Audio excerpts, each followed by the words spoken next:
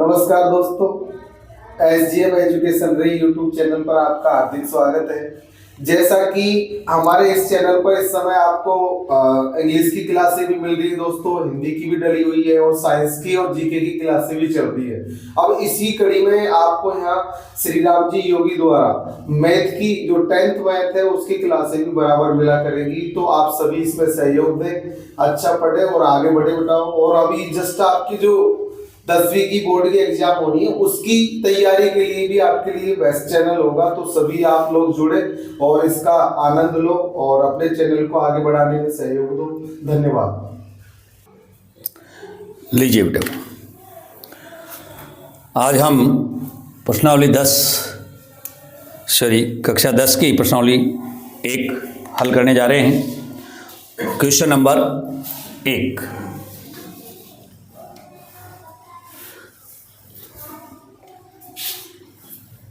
निम्नलिखित संख्याओं का अभाज्य गुणनखंड के गुणनफल के रूप में व्यक्त कीजिए। निम्नलिखित संख्याओं को अभाज्य गुणनखंड के रूप में व्यक्त कीजिए।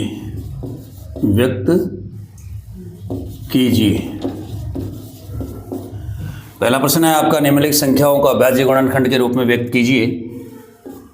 Number 1 140, number 2 156, number 3 3825, number 4 5005। तो हल देखिए इनका। Question number 1 140। अभाज्य गुणनखंड का मतलब होता है कि उन गुणनखंडों में व्यक्त करें जिनका भाग एक एवं स्वयं के अलावा किसी में नहीं जाता हो, वह अभाज्य संख्या कहलाती है। तो पहले अभाज्य संख्याएं देख लीजिए। यह है अभाज्य संख्याएं। अभाज्य संख्या जैसे 2 3 5 7 11 13 17 19 23, इस प्रकार की संख्याओं का हमको भाग देना होता है।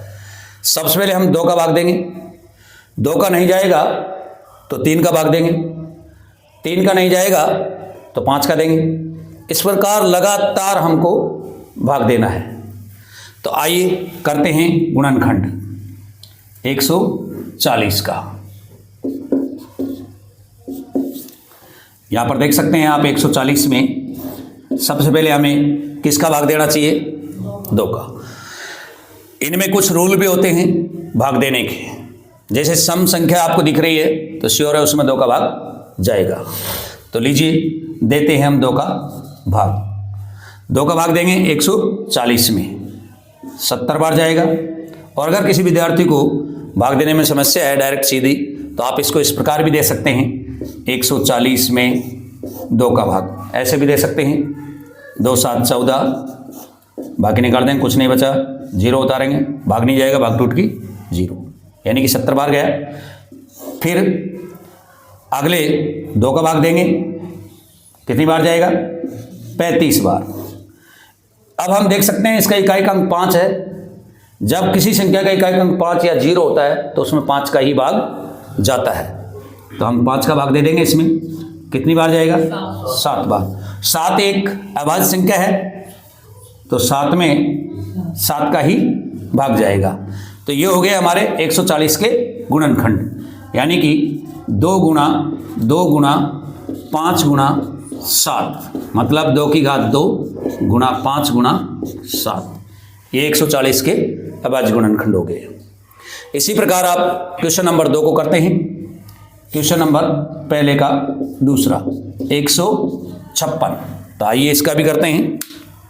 156 में इकाई का अंक समय या विषम? सम है, इसका मतलब इसमें भी 2 का भाग जाएगा।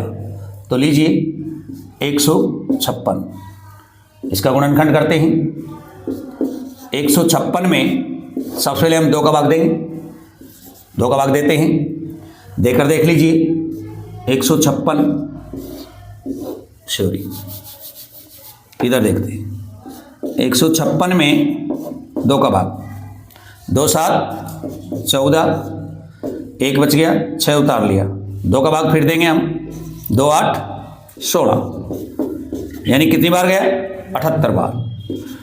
78 में फिर 2 का देंगे हम, 78 में फिर 2 का दे लेंगे हम, ये 78 और भाग दिया हमने 2 का, 2 तिया 6, 1 बच गया, 8 उतार लिया, 2 नाम 18, यानी कि 39 बार गया।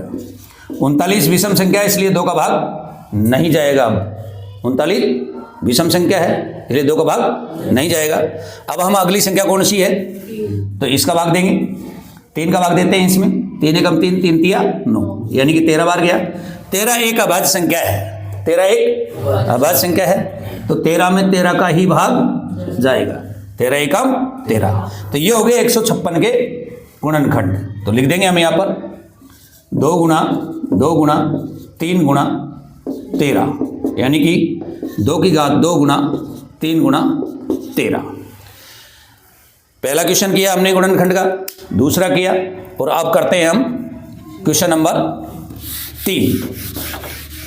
तो लीजिए क्वेश्चन नंबर 3, लीजिए क्वेश्चन नंबर 3 करते हैं हम। क्वेश्चन नंबर 3 है 3825। तो करते हैं हम 3825 के गुणनखंड। यहाँ पर करते हैं हम 3825। अब हम इसमें पहले 2 का भाग देंगे, लेकिन 2 का जाएगा नहीं, क्योंकि इसका इकाई अंक क्या है? 5 है, जो कि एक विषम संख्या है, और विषम संख्या में 2 का भाग नहीं जाता है, तो इसका मतलब 2 का हम भाग नहीं देंगे। अब हम अगली संख्या कौन सी है? 3। तो 3 का भाग देकर देखेंगे। 3 का भाग यदि अंकों का योगफल 3 से भाज्य हो तो 3 का भाग जाता है। तो पहले हम अंक जोड़ के देख लेते हैं। 5 और 2 7 और 8 15, 15 और 3 18, 18 3 से भाज्य है, ये 3 के पाल्टे में आता है, इसका मतलब इसमें 3 का भाग जाएगा, तो हम इसमें 3 का भाग देंगे। तो आइए हम 3 का भाग दे लेते हैं। 3825 में 3 का भाग लीजिए। 3 एकम 3, 8 उतार लिया, 3 एकम सॉरी 3 दूनी 6, कितने बचे? 2। अगली संख्या 2, 3 7 21, कितने बचे? अगली संख्या 3 पंजो 15, यानी कितनी बार भाग गया हमारा? 1275 बार। ये हो गया 1275 बार 3 का भाग गया। अब हम दोबारा 3 का देकर देखेंगे, अंकों को जोड़कर देख लेते हैं। 5 और 2 सॉरी 5 और 7 12, 12 और 2 14 और 1, इसका मतलब इसमें 3 का भाग अभी भी जाएगा। तो लीजिए देते हैं हम 3 का भाग। कितने में दे रहे हैं हम? 1275 में 3 का भाग दे रहे हैं। ये 1275 और ये दे रहे हैं हम 3 का भाग। 3 चौकू 12, उतार लिया 7, 3 दूनी 6, उतार लिया 1, 3 पंजो 15, कितनी बार गया? 425 बार। तो ये हो गया 425। फिर हम 3 का देकर देखेंगे, तो हम गिन के देख लेते हैं। 5 और 2 7 और 4 11, इसका मतलब इसमें अब 3 का भाग नहीं जाएगा, क्योंकि 11 3 के पार्टे में नहीं आता है, तो 3 का भाग नहीं जाएगा। तो अगली संख्या कौन सी है? 5। तो हम 5 का भाग देकर देखेंगे, तो दे देते हैं 5 का भाग। 5 अंटे 40, 2 बच गया, 5 पंजे 25, कितनी बार गया? 85 बार। फिर वापस वही इकाई अंक 5 है, तो हम दे देते हैं 5 का भाग। तो ये जाएगा आपका 5 एकम 5 और 5 सत्ते 35, 17 बार। और 17 एक अभाज्य संख्या है, इसका मतलब 17 में 17 का ही जाएगा एक बार। तो ये हो गए 3825 के गुणनखंड। कितने हो गए? 3 गुणा 3 गुणा 5 गुणा 5 गुणा 17, ये इसके अभाज्य गुणनखंड हो गए। घात में चेंज कर सकते हैं, 3 की घात 2, 3 की घात 2 और 5 की घात 2 गुणा 17। अब अगली संख्या कौन सी है हमारी? 5005। तो क्वेश्चन नंबर 4 ये है 5005। तो हम करते हैं 5005 का गुणनखंड।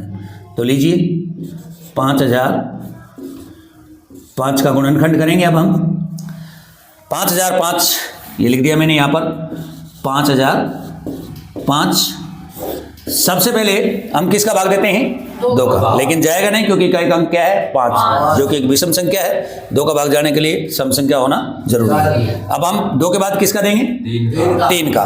3 का जब जाएगा, जब 3 से अंकों का योगफल भाज्य होगा, तो हम जोड़ के देख लेंगे। 5 से 5 10 और 10 3 के पाड़े में नहीं आता, इसका मतलब 3 का भाग भी नहीं जाएगा। तो अगला अंक कौन सा हुआ? 5, और इसका इकाई का अंक भी 5 है, तो हम 5 का भाग दे देंगे इसमें। तो देते हैं 5 एकम 5, 0 की 0 और 5 एकम 5। ये हो गया आपका 1001 बार। अगला, अब इसमें 5 का नहीं जाएगा क्योंकि इसमें इकाई का अंक 5 नहीं है अब, क्योंकि 5 का भाग वहां जाता है जहां इकाई का अंक 0 या 5 होता है। तो आइए अब अगला अंक हमारा क्या है? 7। तो हम 7 का भाग देकर देखेंगे। 1001 में 7 का भाग, तो 7 एकम 7, 3 बच गया, 7 चौकू 28, 2 बच गए, और अगली संख्या 1 यानी कितने हो गए? 21। तो 7 तिया 21। कितनी बार गया? 143 बार भाग गया। अब 143 में फिर 7 का देकर देखेंगे, नहीं जाएगा तो किसका देंगे?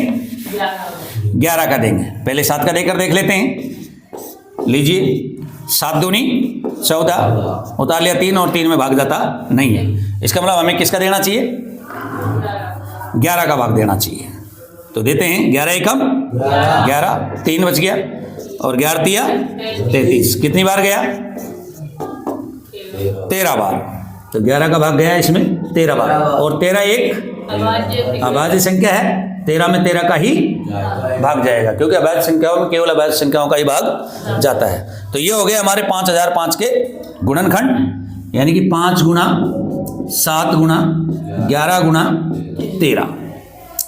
इस प्रकार हम इन गुणनखंडों को आराम से कर सकते हैं, अभाज्य संख्याओं का लगातार भाग दे करके भी और नियमों का पालन करके भी दे सकते हैं। ये सरल है। और आइए अब क्वेश्चन नंबर 2। ये क्वेश्चन नंबर 2, पहला क्वेश्चन हम आराम से कर चुके हैं। क्वेश्चन नंबर 2 है, हल देखिए इनका। नंबर 1 26 व 91। 26 का गुणनखंड करेंगे और 91 का गुणनखंड करेंगे। इसमें कहा गया है कि आप इसका HCF एलसीएम ज्ञात करें और ये भी जांच करें कि दोनों संख्याओं का गुणनफल बराबर HCF इंटू एलसीएम होना चाहिए। तो लीजिए करते हैं पहले 26 का गुणनखंड। अभी आपको मैंने सिखाया 26 का गुणनखंड। जैसे कैसे करेंगे? 2 का भाग देंगे, कितनी बार जाएगा? 13 बार, और 13 एक अभाज्य संख्या है तो 1 बार जाएगा। तो ये हो गया गुणनखंड 2 गुणा 13। इसी प्रकार 91 गुणनखंड हो जाएगा आपका 7 गुणा 13।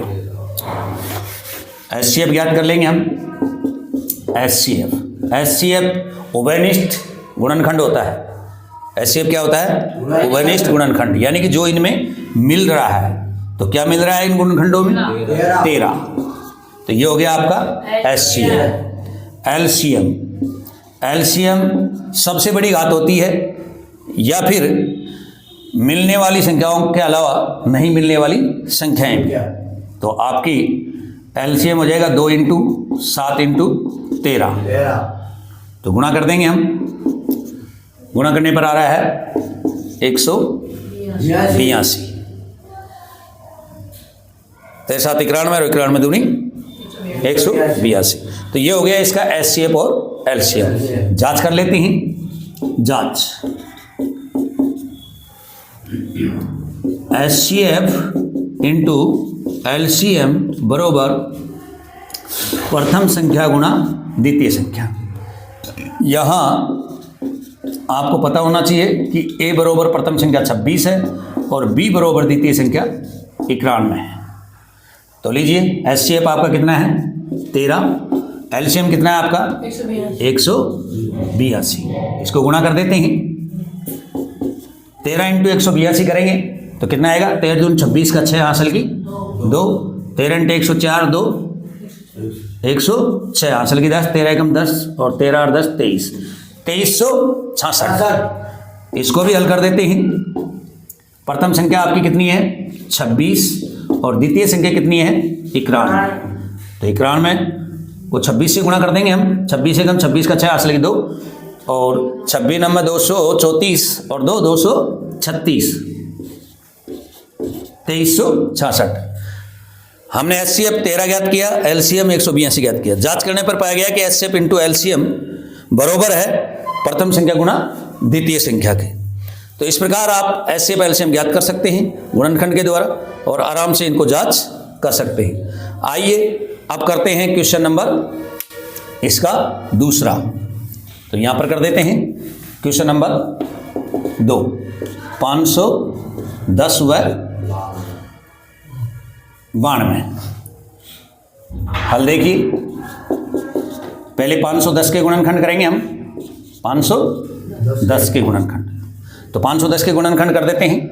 यहाँ पर आप 510 लिखें और उसके गुणनखंड करें। सबसे पहले किसका भाग देंगे 2 का, तो 2 का भाग दे लेंगे हम। 2 दूनी 4 और 2 पंजे 10 और 2 पंजे 10। अब इसका अभी अभाज्य संख्या यहाँ पर लिखी हुई थी तो उनके अनुसार हमने 2 का दे लिया है, लेकिन इकाई का अंक 5 है जो विषम है, तो हमें किसका देना चाहिए 3 का देना चाहिए। तो लीजिए 3 का देते हैं। 3 8 24 और 3 पंजे 15। अब इसमें 3 का नहीं जाए क्योंकि 8 5 13 होते हैं, तो हमें किसका देना चाहिए अब 5 का देना चाहिए। कितनी बार जाएगा 17 और 17 एक अभाज्य संख्या। तो ये 510 के गुणनखंड हो गया आपके 2 गुणा 3 गुणा 5 गुणा 17। इसी प्रकार हम 92 का कर लेंगे। 92 गुणनखंड कितना आएगा 2 गुणा 23। कितना आएंगे, तो ये हो गया आपके गुणनखंड। आइए इसका HCF ज्ञात कर लेते हैं। HCF होता है उभयनिष्ठ गुणनखंड। तो बताइए इसमें क्या क्या मिल रहा है, केवल 2 मिल रहा है, इसके अलावा कोई भी संख्या नहीं मिल रही, केवल आपका ये 2 मिल रहा है। तो यही HCF है। LCM जो मिल गया वो तो है ही, बाकी नहीं मिल रहा है वो भी लेने हैं। तो 2 इनमें से ले लिए, बाकी ये पूरी ले लेंगे अपन। 2 गुणा 3 गुणा 5 गुणा 17 गुणा 23। तो कंप्लीट पूरा गुणा कर देंगे हम इसको। तो लीजिए गुणा करते हैं, गुणा करो। 2 दूनी 4, 4 तिया 12 और 12 पंजे 60। 60 गुणा 17 करेंगे हम तो 1020 और 1020 गुणा 23 करेंगे तो कितना आएगा 1020 गुणा 23 कर देंगे हम तो कितने आएंगे 0 की 0, 23 दूनी 46, 23,460। तो इसका LCM हो गया 23,460 और HCF हो गया 2। आइए इसकी भी जांच कर देते हैं। जांच HCF इंटू LCM बरोबर प्रथम संख्या गुणा द्वितीय संख्या। यहाँ प्रथम संख्या क्या है 510 और द्वितीय संख्या कितनी है 92। द्वितीय संख्या आपकी 92 है। तो लीजिए HCF इंटू LCM। तो 2 गुणा LCM आपका 23,460 और प्रथम संख्या गुणा द्वितीय संख्या। प्रथम संख्या आपकी कितनी है 510 और द्वितीय संख्या है आपकी 92। तो इसको गुणा कर देते हैं 23,460 को। तो 0 की 0 और 6 दूनी 12, 4 दूना 8 1 9, 3 दूनी 6 और 2 दूनी 4, 46,920। इसी प्रकार 510 व 92 गुणा कर देंगे हम तो ये भी कितने आएंगे गुणा करके देख लो अगर करना चाहो तो 510 गुणा 92। तो लीजिए गुणा कर देते हैं। 2 से 0 को 0, 2 एकम 2, 2 पंजो 10, 0 की 0, 9 एकम 9 और 9 पंजो 45। जोड़ कर देंगे 0 की 0, 2 का 2, और 9 का 9 और ये 5 एक 6 और एक 4, यानी कि 46,920। तो 46,920 ही इसके आ रहे हैं। इस प्रकार हम एचसीएफ ज्ञात कर लेंगे, एलसीएम ज्ञात कर लेंगे और एचसीएफ इंटू एलसीएम करके इनकी जांच कर लेंगे। अब आइए क्वेश्चन नंबर 3, 54, 336 व 54। तो हल कर लेते हैं। पहले 336 का गुणनखंड करेंगे हम और फिर 54 का। तो लीजिए 336 का गुणनखंड। सबसे पहले हम किसका भाग देंगे? 2 का। तो 2 एकम 2, 2 छिके 12, 2 8 16, 2 का देंगे 2 8 16 और 2 चौके 8, फिर 2 का देंगे 42 बार, फिर 2 का देंगे 21 बार, फिर 3 का देंगे 7 बार और ये हो गए 7। तो ये हो इसके गुणनखंड हो गए। तो लिख देंगे हम यहाँ पर 2 गुणा 2 गुणा 2 गुणा 2 गुणा 3 गुणा 7। घात में लिखना चाहें तो आप इसको घात में भी लिख सकते हैं। घात में लिख लेते हैं। 2 की घात तो कितनी है? 4 और 3 घात 1 और 7 की घात 1। अब 54 का गुणनखंड कर देते हैं। 54 का गुणनखंड सबसे पहले हम किसका भाग देंगे? 2 का। तो कितनी बार जाएगा? 2 दूनी 4, 2 7 14। अब इसमें 3 का देंगे 9 बार, फिर 3 का देंगे और फिर 3 का 1 बार। तो ये हो गया इसका गुणनखंड 2 गुणा 3 गुणा 3 गुणा 3। घात में लिख सकते हैं आप 2 घात 1 और 3 की घात 3। तो लीजिए अब इसका एचसीएफ ज्ञात करते हैं। एचसीएफ या तो सबसे छोटी घात या फिर जो मिल रहा हो। तो इनमें सबसे छोटी घात देख सकते हैं, इसमें 4 है, इसमें 2 ही है। तो इसका मतलब छोटी घात कौन सी है? ये 2। इसमें देखो यहाँ पर 3 एक ही बार है, यहाँ पर 3 बार है। तो छोटी कौन सी हुई? 3। बाकी 7 की तो इसमें मिल ही नहीं रही। तो एचसीएफ कितना हुआ? 6। एलसीएम का मतलब होता है सबसे बड़ी घात। तो 2 में 2 की घात 4 बटा है या फिर 2 घात 1 बटा है? 2 की घात 4। तो अधिकतम घात लेंगे हम 2 की घात 4। इसमें कौन सी आएगी? 3 की घात 3 और 7 में 7। अब इनको हम गुणा कर देंगे। तो गुणा कर देते हैं। 2 की घात 4 का मतलब कितना होता है? 16। या फिर इनको खोलकर गुणा कर लो। 2 गुणा 2 गुणा 2 गुणा 3 गुणा 3 गुणा 3 गुणा 7, ऐसे खोलकर भी आप कर सकते हैं। तो 2 दूनी 4, 4 दूनी 8, 8 दूनी 16, 16 48, 48 गुणा कितना करना है अपन को? 63। 7 21 कितने? 63 हो गया ना। तो गुणा कर देंगे हम।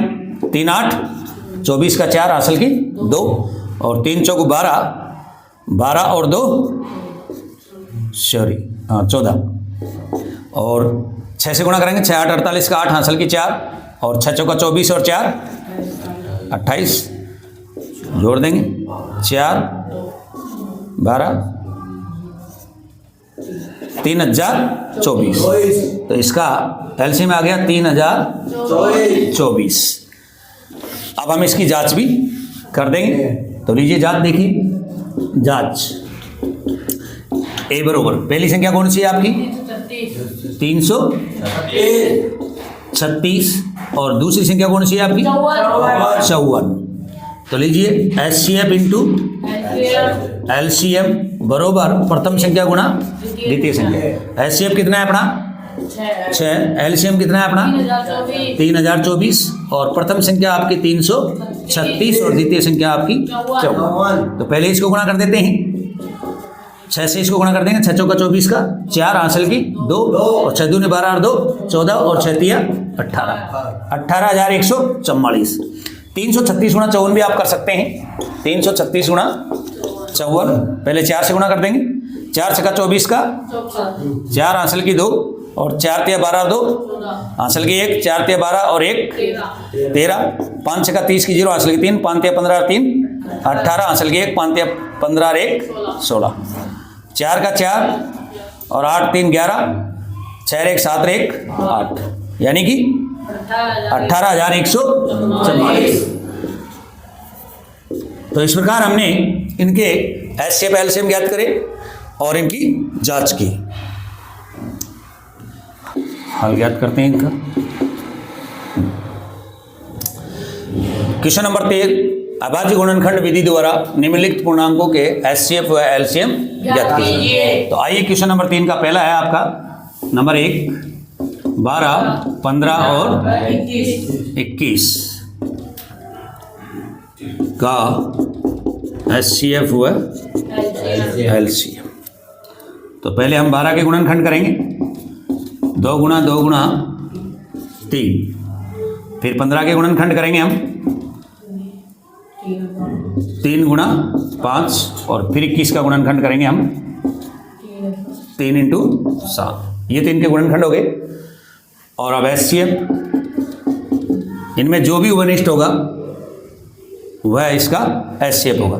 तो बताइए क्या उभयनिष्ठ है इसमें? 3 उभयनिष्ठ है इसमें। तो ये एचसीएफ हो गया आपका 3। एलसीएम अधिकतम घात, लेकिन यहाँ पर अधिकतम घात सबकी समान है, तो आप जो उभयनिष्ठ है उसको एक बार लें और बाकी सबको कन्फर्म लें। तो 2 यहाँ पर 2 बार है और 3 एक बार है और 5 भी एक बार है और 7 भी एक बार है, अधिकतम बार। ठीक है, तो गुणा कर देंगे, 2 दूनी 4, 4 तिया 12, 12 पंजो 60 और 60 गुणा 7 करेंगे तो 420। ये इसका एलसीएम हो गया, एचसीएफ और एलसीएम। आइए क्वेश्चन नंबर 2, ये है क्वेश्चन नंबर 2। 17, 23 और 29 का एचसीएफ हुआ एलसीएम। हल करेंगे। 17 के गुणनखंड यानी कि अभाज्य संख्या है 17 गुणा 1। 23 के गुणनखंड यानी कि ये भी अभाज्य है 23 गुणा 1। और 29 के गुणनखंड यानी कि ये भी अभाज्य है 1। तो एचसीएफ जब संख्याएं अभाज्य होती है तो एचसीएफ 1 आता है, एचसीएफ 1 आता है। और एलसीएम उन संख्याओं का गुणनफल होता है, उन संख्याओं का गुणनफल होता है। तो इनको गुणा कर देंगे हम, 17 गुणा 23 गुणा 29। तो गुणा कर लीजिए, पहले 17 गुणा 23 कर लीजिए, 17 गुणा 23 करेंगे तो 17 × 51 का 1 आंसर की 5, 17 दूनी 34 और 5 39, 391 गुणा कितना करना है अपन को? 29। तो लीजिए 29 से कर देते हैं, 9 एकम 9, 9 नाम 81 का 1 हासिल किया 8 और 9 दिया 27, 27 8 35। अब 2 से कर देते हैं, 2 एकम 2 और 2 नाम 18 हासिल की 1, 2 तिया 6 1 7, 9 का 9, 2 और 1 3, 8 5 13 का 3 हासिल की 7 3 10 और 1 11, 11,339। तो ये इसके एलसीएम आ गई 11,339। 8 9 और 25 का एचसीएफ हुआ एलसीएम। तो लीजिए 8 यानी कि 2 गुणा 2 गुणा 2, 9 का गुणनखंड करेंगे हम 3 गुणा 3, 25 के गुणनखंड करेंगे हम 5 गुणा 5। अब इनमें उभयनिष्ठ देख लेंगे हम, एचसीएफ ज्ञात करेंगे। आप देख रहे हैं किसी भी गुणनखंड में कोई उभयनिष्ठ नहीं है, इसका मतलब जब उभयनिष्ठ नहीं होता है तो एचसीएफ 1 आता है और एलसीएम डायरेक्ट संख्याओं का गुणनफल आता है। या तो आप इनको कर लो या फिर उनको कर लो, बात एक ही है, बात एक ही है। तो इनको गुणा कर देंगे, 50 × 200 और 200 गुणा 9 करेंगे तो 1800। तो ये आपका क्या आ गया? एलसीएम आ गया, यानी एचसीएफ 1 और एलसीएम 1800। और आइए अब करते हैं क्वेश्चन नंबर 4। तो लीजिए क्वेश्चन नंबर 4। एचसीएफ 306 व 657 9 दे रखा है आपको एचसीएफ और आपको ज्ञात करना है एलसीएम। तो आइए ज्ञात करते हैं एलसीएम।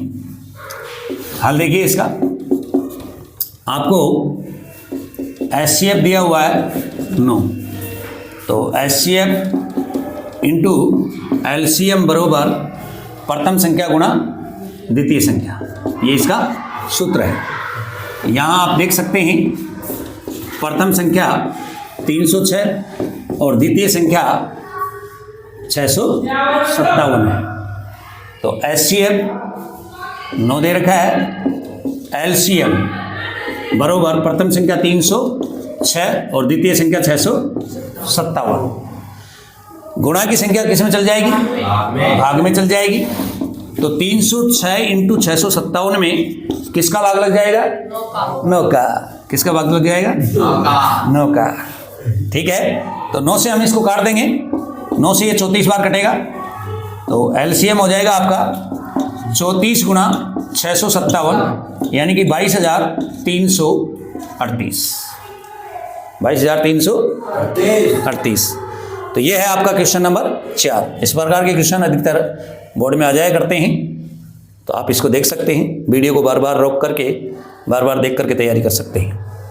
और हल लीजिए।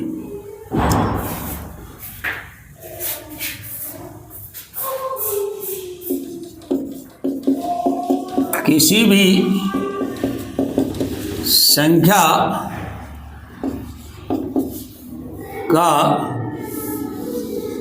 अंक 0 पर समाप्त होने के लिए उस संख्या का गुणनखंड 2 की घात n इंटू 5 की घात m के रूप में होना चाहिए। यहाँ 6 की घात n बरोबर के गुणनखंड 2 गुणा 3 की घात n है, जो 2 की घात n इंटू 5 की घात m के रूप में नहीं है। अतः 6 की घात n अंक 0 पर कभी समाप्त नहीं होगी। कहने का मतलब यह है कि किसी भी संख्या की घात अगर 0 पर समाप्त करनी है तो उसके गुणनखंड 2 की घात n इंटू 5 की घात m के रूप में होना चाहिए। परंतु हमने देखा कि 6 के गुणनखंड 2 गुणा 3 है, यानी कि यहाँ पर 5 नहीं है, यानी कि 2 या 5 आना चाहिए। अब ऐसा नहीं है तो ये 2 की घात n और 5 की घात के रूप में नहीं है, अतः ये 6 की घात n 0 पर समाप्त नहीं होगी। इसका हल देख लीजिए।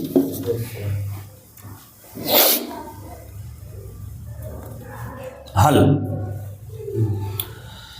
सबसे पहले नंबर 1 का हल देखिए। इसमें 2 संख्याएं दे रखी है हमको। नंबर 1 हल देखें हम 7 गुणा 11 गुणा 13 प्लस 13 में उभयनिष्ठ गुणनखंड 13 है, अतः संख्या भाज्य है। कारण क्योंकि 2 या 2 से अधिक उभयनिष्ठ गुणनखंड होने पर संख्या भाज्य होती है। ये इसका कारण है। तो आप देख सकते हैं इसमें 13 13 2 बार है, यानी कि 13 उभयनिष्ठ है। इसका मतलब ये संख्या 13 से भाज्य है। ये इसका कारण है, जब किसी संख्या के गुणनखंडों में 2 या 2 से अधिक गुणनखंड उभयनिष्ठ होते हैं तो संख्या हमेशा भाज्य होती है। तो हम देख सकते हैं कि इसमें उभयनिष्ठ है कि नहीं। 2 बार 13 आ रहा है, इसका मतलब उभयनिष्ठ है, तो ये संख्या भाज्य है। नंबर 2 में भी आप देख सकते हैं। नंबर 2 देखिए आपका 7 गुणा 6 गुणा 5 गुणा 4 गुणा 3 गुणा 2 गुणा 1 प्लस 5 में उभयनिष्ठ गुणनखंड देख सकते हैं। उभयनिष्ठ गुणनखंड खंड 5 है, अतः संख्या क्या होगी? संख्या भाज्य होगी, भाज्य होगी है। और कारण तो यही है। और अब आइए क्वेश्चन नंबर 7। यह है आपका क्वेश्चन नंबर 7। किसी खेल के मैदान के चारों ओर एक वर्ताकार पथ है। इस मैदान का एक चक्कर लगाने में सोनिया को 18 मिनट लगते हैं और इसी मैदान का एक चक्कर लगाने में रवि को 12 मिनट लगते हैं। मान लेते हैं कि दोनों एक ही स्थान और एक ही समय पर चलना प्रारंभ करते हैं और एक ही दिशा में चलते हैं, तो कितने समय बाद वे प्रारंभिक स्थान पर पुनः मिलेंगे? यह आपका प्रश्न है। तो आइए करते हैं प्रश्न को हल। देखिए, प्रश्न में कम से कम कार्य होने का आभास हो रहा है, या यूं कहो कि एक साथ कार्य होने का आभास हो रहा है। जब कोई कार्य एक साथ किया जाता है तो उस स्थिति में संख्याओं का एलसीएम निकालना होता है।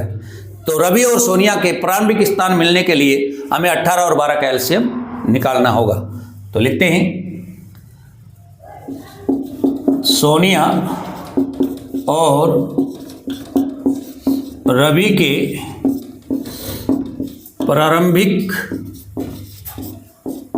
स्थान पर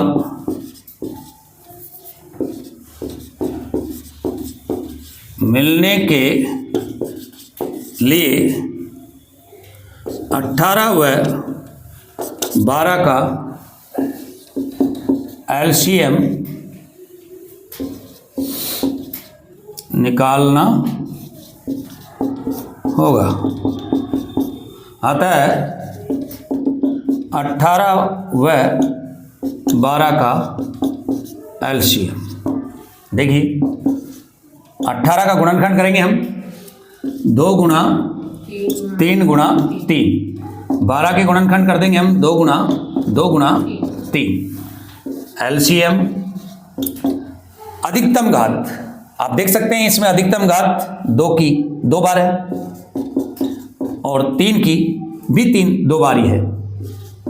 ये अधिकतम घात हो गई आपकी। तो इसको गुणा कर देंगे हम, 3 × 9, 9 दूनी 18, 18 दूनी 36। अतः सोनिया व रवि पुनः प्रारंभिक स्थान पर 36 मिनट बाद मिलेंगे। कहने का मतलब यह है कि कम समय का आभास, एक साथ कार्य होने का आभास संख्याओं का एलसीएम दर्शाता है। तो हमें रवि और सोनिया के प्रारंभिक स्थान पर मिलने का समय ज्ञात करने के लिए 18 और 12 का एलसीएम ज्ञात करना होगा। तो हमने 18 और 12 का एलसीएम ज्ञात किया तो 36 आया। इसका मतलब ये हुआ कि रवि और सोनिया प्रारंभिक स्थान पर 36 मिनट बाद मिलेंगे। और नेक्स्ट प्रश्नावली के लिए मिलते हैं हम आपको नेक्स्ट वीडियो में।